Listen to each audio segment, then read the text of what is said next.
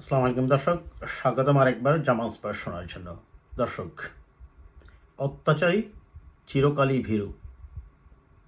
অত্যাচারীর মনে সবসময় এক ধরনের পুলিশ পুলিশ ভয় থাকে এবং তারা সমাজে কখনো মানসিক শান্তিতে থাকতে পারে না।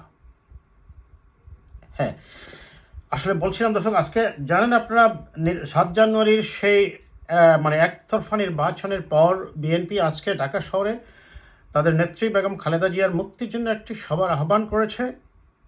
সাথে সাথে আমরা দেখলাম যে আওয়ামী লীগ তাদের সেই পুরনো রাজনৈতিক কর্মসূচির ধারাবাহিকতায় তারাও একইভাবে আরেকটি পাল্টা কর্মসূচি ঘোষণা করেছে। আমি শব্দটা আরেকবার বলি দর্শক, পাল্টা কর্মসূচি।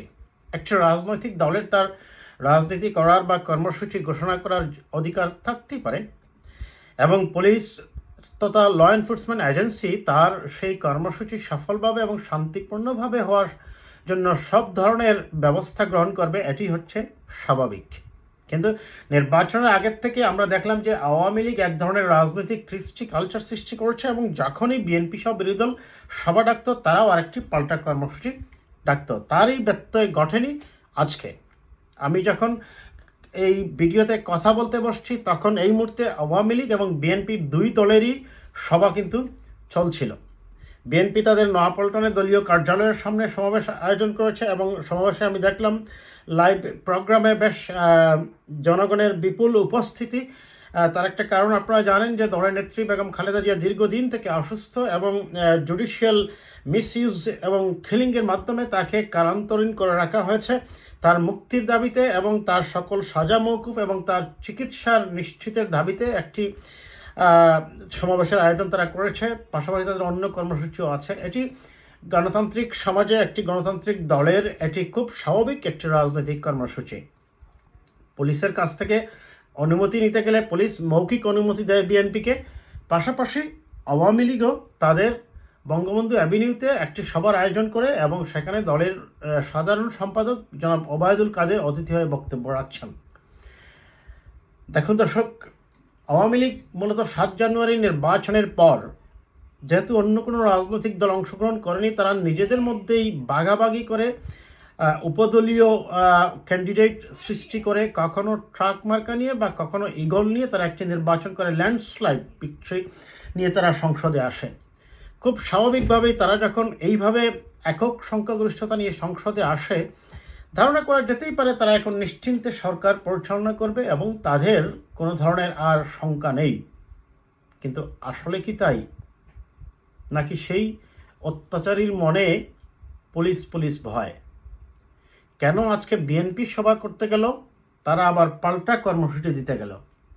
এবং এই যে আওয়ামী লীগের নির্বাচনের পর আপনারা লক্ষ্য করেছেন যে প্রত্যেকটা জায়গায় তাদের নিজেদের মধ্যে উপদলীয় কুন্দল সৃষ্টি হয়েছে। নিজেদের মধ্যে আভ্যন্তরীণ কুন্দলে অনেক তরুণ তাজা প্রাণও জ্বরে গেছে।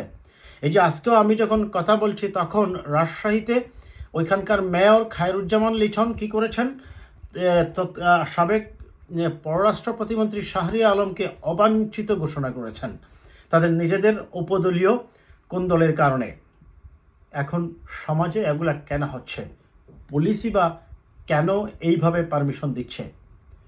পুলিশের কাজ হচ্ছে as a law enforcement agency, they should ensure and they will restore the peace in society. But আপনারা দেখেন পুলিশ কি করে। একটা দল সভা ডেকেছে, আবার পাল্টা কর্মসূচির পারমিশন দিচ্ছে।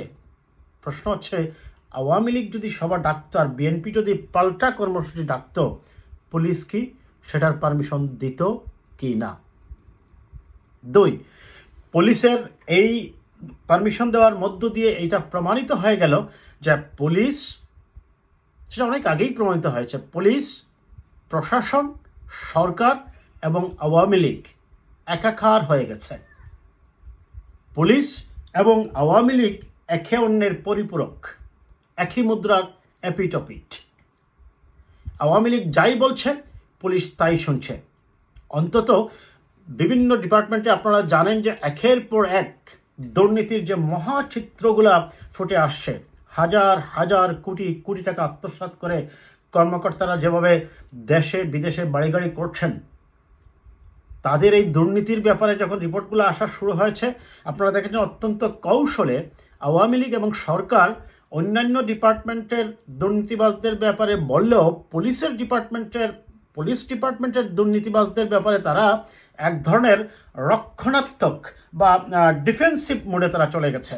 এমনকি স্বরাষ্ট্রমন্ত্রী যখন বললেন যে ঢাকা মহানগর পুলিশের কমিশনার আসাদুজ্জামান মিয়ার হয়তোবা তার সম্পত্তির বৈধ উৎস আছে, এমনকি তিনি ব্যানার্জির স্ত্রীর ব্যাপারেও তার পক্ষ নিয়ে ডিফেন্স নিয়ে বললেন তার স্ত্রীও যেহেতু ব্যবসা করে তারও হয়তোবা বৈধ ব্যাখ্যা থাকতেই পারে, এবং সে কারণেই তারা কিন্তু যখনই তাদের বিরুদ্ধে অভিযোগগুলো আসছে তারা কিন্তু দেশ ছেড়ে পালিয়ে যাচ্ছে।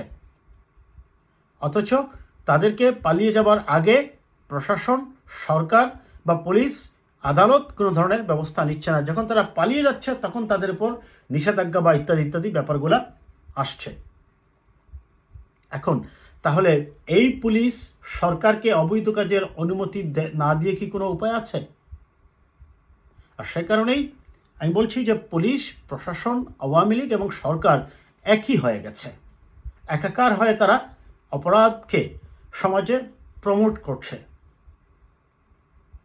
কাজে পুলিশ কোনোভাবেই একটি দল যখন মনে করেন সভা ডাকে পাল্টা কর্মসূচি, তারা বলছে তারা পাল্টা কর্মসূচি আওয়ামী লীগ আবার কিভাবে পুলিশ সেই পারমিশনটা দেয়? যাই হোক দর্শক, আমাদের এভাবেই হয়তো বা কথা বলে যেতে হবে। তবে যতক্ষণ পর্যন্ত না দেশে একটি অবাধ নিরপেক্ষ নির্বাচনের মাধ্যমে জনগণের সরকার প্রতিষ্ঠা না হবে, ততক্ষণ পর্যন্ত সমাজে এই অপরাধগুলো চলতেই থাকবে। এবং তার জন্যই বিএনপি হয়তোবা তাদের নেত্রী বেগম খালেদা জিয়ার মুক্তির জন্য এই সভাটা ডেকেছে। হয়তো তাদের আরও কর্মসূচি আছে। আমরা অনুরোধ করব এবং আমরা প্রত্যাশাও করব সেই কর্মসূচিগুলো যেন কোনোভাবেই প্রতীকী না হয় এবং ধারাবাহিক কর্মসূচির মাধ্যমেই খালেদা জিয়াকে মুক্ত করার মাধ্যমে সমাজে গণতন্ত্র নিশ্চিতের আন্দোলন এবং গণতন্ত্র নিশ্চিতের ইপ্সিত লক্ষ্যে পৌঁছার জন্য যেন ধারাবাহিক, পরিকল্পিত এবং সুশৃঙ্খল, সুসংগঠিত আন্দোলনই পরিচালনা হয়।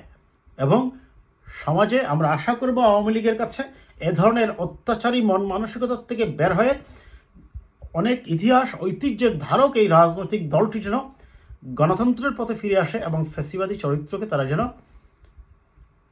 পরিহার করে।